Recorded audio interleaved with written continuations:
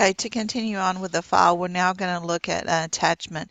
If you go into email as an attachment, it's going to pop up, and at this point right here, you can just type in the required who you're sending it to. It's already going to have the name of the document, and then you do a message here. So it's just an easier way rather than going into your mail and going to address it and actually find it and browse out to your drive and attach. You can just email it from here.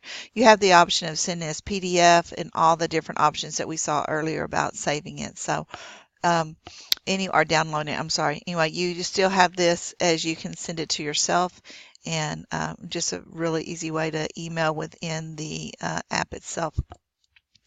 The other thing is the document details. This basically tells you where it's saved, who's the owner is, and then the last time it was modified and created. So that's always good on children's stuff to see when they create it and what happened.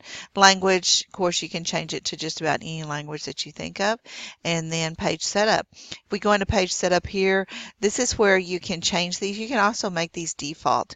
Sometimes our 1-inch margins may be too big, so if we want to come in here and make all these 0.5, and I just pressed enter and it went straight back uh, to the screen. Sorry, so I'm going to do 0.5 on all of these, and then I'm going to click OK. Or I'll just click default here for all practical purposes, and then I will click OK. And then that means each time I open up a Word doc, you see my margins are a little smaller. And because I just use this mostly for training, I like the 0.5. If you're doing it with children and presentations and documents to be submitted, I understand the 1-inch is the general one to use.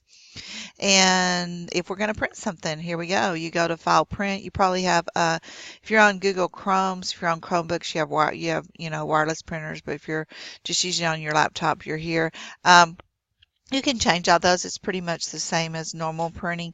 Option of two-sided here. So if you have a two-sided document and your printer will do that, it'll take it and flip it back through. More settings here are kind of the same settings we saw earlier when we wanted to change the margins. So this finishes up the file menu of Docs.